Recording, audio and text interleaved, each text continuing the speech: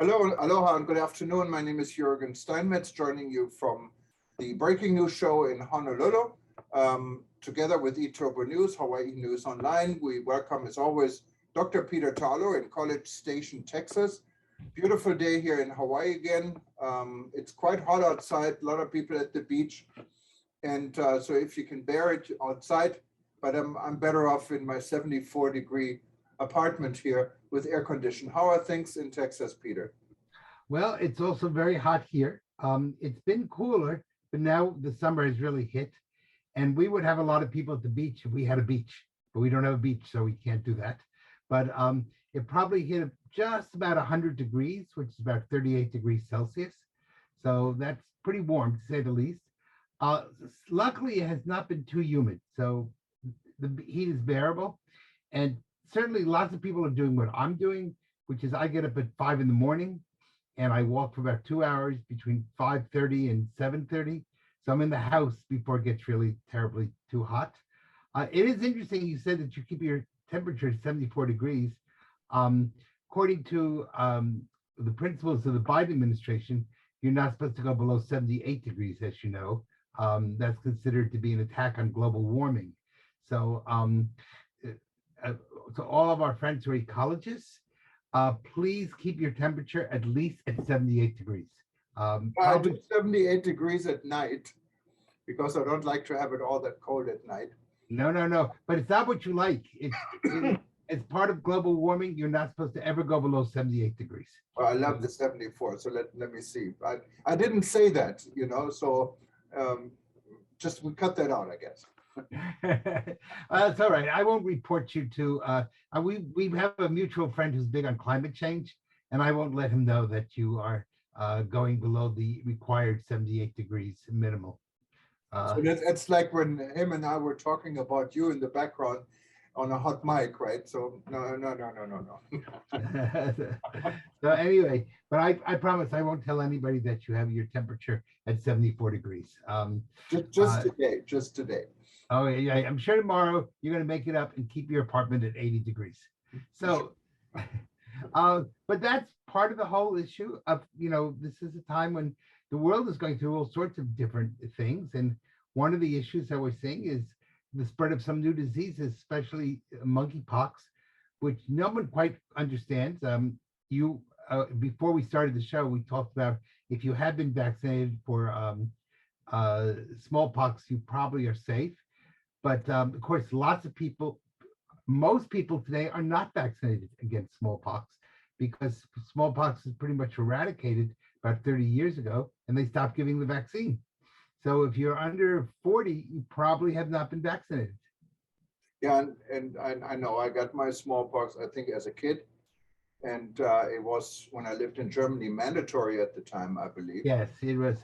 Hopefully that will help. So yeah, that'll help the people, the older group like you and me. But the younger group is going to have a little bit of a problem. They may have to go back. Now, we do have plenty of smallpox vaccine. So we could give that out and that would stop the problem. But it's unknown really how this is spread. Some people think that it may have been confused as a sexually transmitted disease, an STD that was not identified as monkeypox.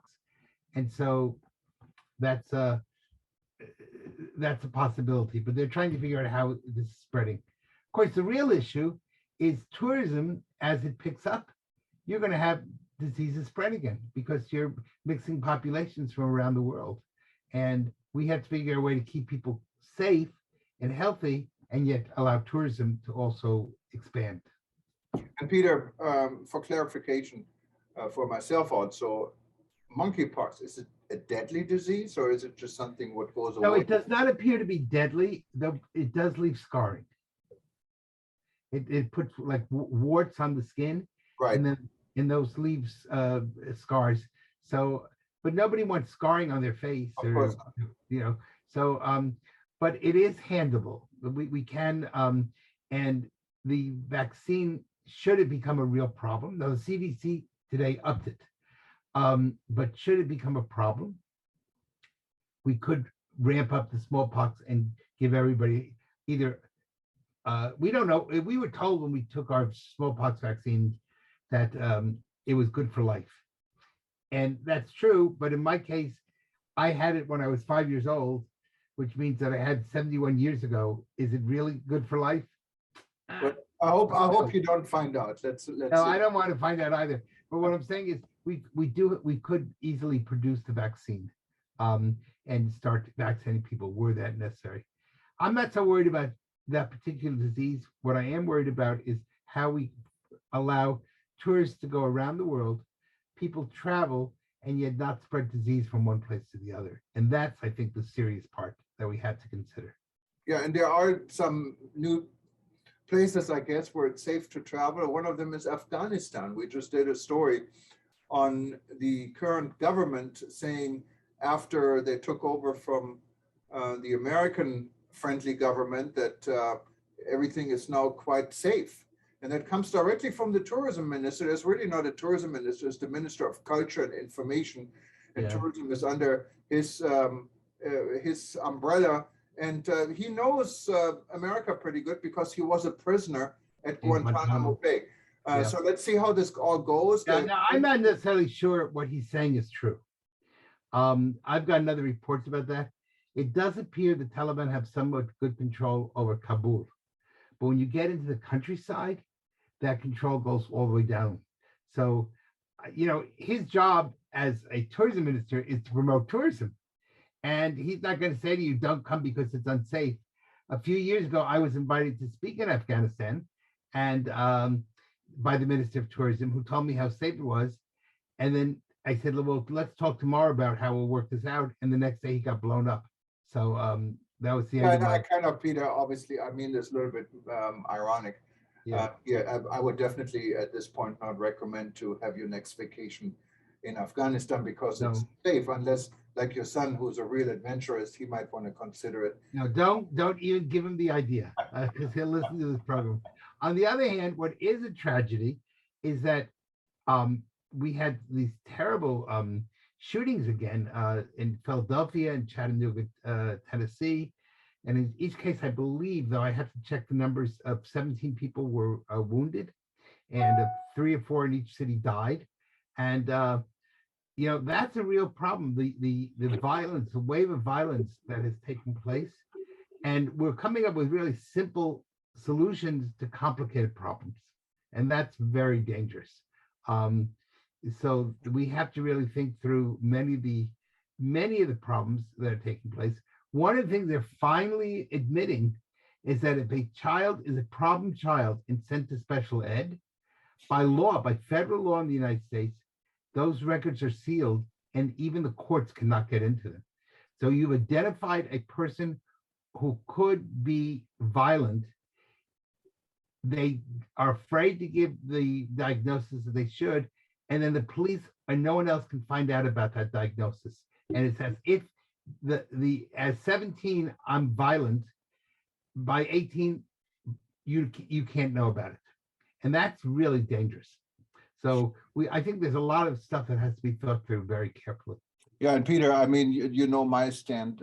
I think our constitution needs to be changed.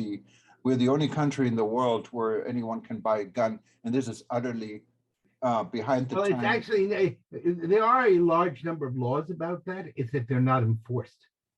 And the first thing we have to do is enforce the laws. And because you can have a million laws, but if you don't enforce them, there are probably 5 guns in the United States for every person. And so, collecting them would be almost an impossibility. The real issue is we have no mental health, and we have there's patterns of the people who are doing these murders, and they tend to be 18-year-olds without a father, who were raised by an absentee mother, and who were problems in the school system, and the school system also failed them. So we're starting to recognize some of those issues. And that's, again, I don't think anybody needs an assault weapon. I agree with you on that. But on the other hand, I think we have to be really careful not to find a simple solution for a complicated problem. And until we are able to get families stabilized again, we're going to have some issues. So I saw that. One thing I saw in eTurbo News was that you were talking about, eTurbo News was talking about Jewish life, I think, in Malta. I thought that was kind of an interesting article. That Yes, and Malta, of course, has the Mediterranean travel show coming up in a few weeks. And that's going to be a big event. And I think people from Israel specifically probably welcome this trend in Malta. And one of the other articles I had, maybe wanted to talk a little bit about what I found so utterly ridiculous is about the way aviation catering is working. And I have a good friend who worked for the catering company in charge for Lufthansa, United, and all the Star Alliance companies in one of the major airports in Germany, giving me some of the feedback. And it's utterly ridiculous. Did you know, Peter, when you fly, for example, in this case, there are two examples, one on Lufthansa from San Francisco to Munich or to Frankfurt, you're going to be drinking German Coca-Cola. And you're going to have German beer and German water. And this water is shipped by boat from Europe to San Francisco. So recently, a few days ago, it didn't get there on time. So Lufthansa decided not to cater Coca-Cola because they had no contract of buying it in San Francisco. And that's the other way around too. So when you fly on United Airlines and from Munich to San Francisco or to Newark or wherever, you're drinking American bottled water, these cheap 10, 20 cent bottled waters, but they're shipped in by boat to Germany. So sometimes they don't get on time to Germany. So they have to take some of the really good water they have in Germany from the Swiss mountains or from the German Alps instead. And it's the same with the food. The food comes in frozen, shipped in, and the bread is frozen. While all the facilities in this case are in Munich, they have a bakery where they have really good bread and they have really good food. They're freshly made. But American carriers are not buying it because they rather have their frozen food coming in from the US on a ship. It's old by the time it gets there, so they can fly it back. So this is all, when talking about the environment, this is very hostile to the environment to have all this extra energy. And it's utterly ridiculous. There was a funny case my friend told me about ANA, that's the airline in Japan. One of the two major carriers in Japan. All Nippon Airlines. Yeah, All Nippon Airlines, part of the Star Alliance. They brought and shipped their water in from Japan. So they had Japanese water and they put it on the plane and they flew it home. But no one wanted the water anymore after they had the nuclear accident in the tsunami crisis in Japan. So all the water remained in Munich. And guess what happened to the water? It was given to the staff canteen. So all the staff from in Munich at the airport were drinking Japanese water. So this is definitely something when we're talking about the environment, our environmental specialists should look into because it's utterly ridiculous. Right. On top of that, it's one of the reasons why airline food may be so terrible. And, I've written to some of the U.S. carriers and said, I'm paying top dollar for $5,000 or $6,000 or $7,000 ticket, and I expect to have something which is not at the level of a TV time dinner, and yet basically that's what you're getting, and that's totally unacceptable.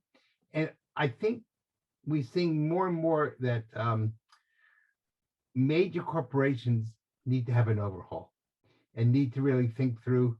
They need to think locally. One of the things we're pushing people all the time is just to use local products. Well, you know what? You ought to buy the products from the place where you are and not from around the world. So that's a real problem. And I agree. And I think that would be a really way. I would also be a good marketing tool because airlines could feature, we're coming from wherever. We're coming from Brazil. We're going to have lots of products from Brazil. We're coming from the Czech Republic. We're going to have Czech products and things like that, so that it becomes a real market and not just a standardization where you get the same food no matter where you are. That homogenization hurts tourism. It doesn't help it. Right. And it's an unstable world, and a lot of things are happening these days. Tourism is on a rebound in a lot of places, and people are ready to travel and ready to go Yes. someplace after being locked up. And it looks like every time we're making a lot of progress, there's a little bit of things what's pushing it back again, isn't That's it? right, right, right. I saw today the CDC said they wanted people to have to be remasked again on airplanes, and that's going to be very difficult because people have now have, and they admit it, it's not for health reasons. That's the part. It's that they want to say that they have the right as a health organization to determine what it is and not a judge. So it's a political reason, not a health reason. And that's really awful because when you're on a long-term flight, if it's a health reason, I understand.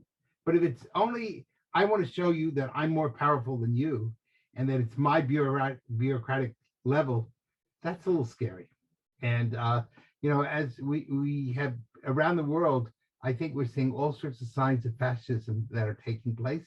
It might be fascism light, but it's still somewhat fascism where governments don't want to give up power because they got it during COVID. And now they're having a problem that people are just not paying attention. And that's scary when people do not believe the World Health Organization and the whole medical world has lost the confidence of the traveling public. And that's a very scary situation. And just in some of the breaking news, what's coming out as we speak is Delta Airlines is ordered by a federal court in Atlanta to finally publish its a legal finding about a whistleblower case, what kind of shows that security and safety issues were bypassed by mechanics. And this was ordered by Delta upper management, what actually makes flying that airline in these particular circumstances unsafe. Delta appealed the decision to have this made public, and this appeal was just lost. It just happened a few hours ago. So it's going to be an interesting case, and you're going to be able to read it on eTurbo News. Well, I'm going to look forward to reading it, and I think, if without safety and without security, we won't have tourism. And these companies may be trying to cut a few dollars here or there, but you know what? They're going to kill the chicken that lays the golden eggs, and that's going to be a big mistake. Yeah. Well, you're going back to Mexico, aren't you? I am. Yes, I'll be going back 2 or 3 times, and when I have some specific things to tell, I'll be discussing that. But I just came from Mexico, and that was a really interesting experience. I was in outside the city of León in a place called Guanajuato, which is a beautiful city. It's very much like a medieval Spanish city. And we're talking about developing security and safety and cleaning the place up. Because the first and the best way to create good safety and good security is have good cleanliness and beautification. And I'm a strong advocate for using wise ecology. That's kind of where we began. And I think that's a good place for us to end, where the importance of having good ecology not only creates beauty, but it also creates safety and security. Yeah, and for those that don't know, Peter is an expert in safety and security. And part of our business model is to help destinations, help hotels, and help anyone who wanted to overhaul their safety and security policies, ideas, police training. So just click on contact and contact us, and we can get you in touch with Peter to find out what we may be able to do for your destination and your business. And we may be able to increase it quite a lot. Absolutely, so, Peter. I really believe in what you're doing. I mean, even before we worked together, I always thought it's amazing, really, how you have contributed to making our industry just a little bit or quite a bit safer in some cases. Yeah, I worked very hard at it, and I was very lucky. 2 years ago, I was inducted into the International Police Hall of Fame because it's a pioneer in tourism security around the world. And even here locally, many of those that are traveling to Hawaii, our police station right in Waikiki at the beach Tell us about this real quick. Why is this police station right on Waikiki Well, Beach? that's actually that was one of my ideas for Waikiki. It was in the 1990s, and we were having some really terrible problems on Waikiki, and the Japanese Consul General threatened Hawaii with putting a travel warning, asking Japanese citizens not to come to Hawaii. And of course, the Japanese citizens contribute a lot to the economy of Hawaii, and that kind of scared it. So we created something called HVisa, which was Hawaii Visitor Industry Security Association, HVisa. And it was really a wonderful model because it was people from the city of Honolulu, from the governor's office, from the police department, from the hospitals, from the academic world. I was there as kind of like the consultant. And the goal was to really reconquer Waikiki, make it safe again for visitors because it had become really unsafe.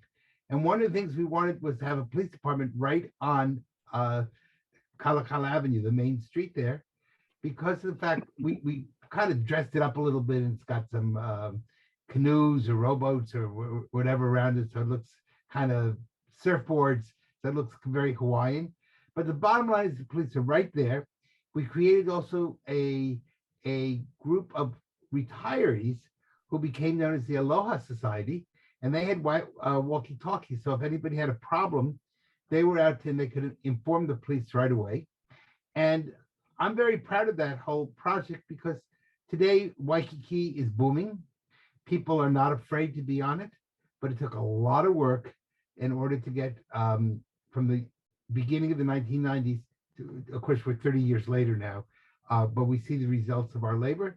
And the fact is that instead of Waikiki being a ghost town with nobody there, you live right in the heart of it. You know that it's really a booming place.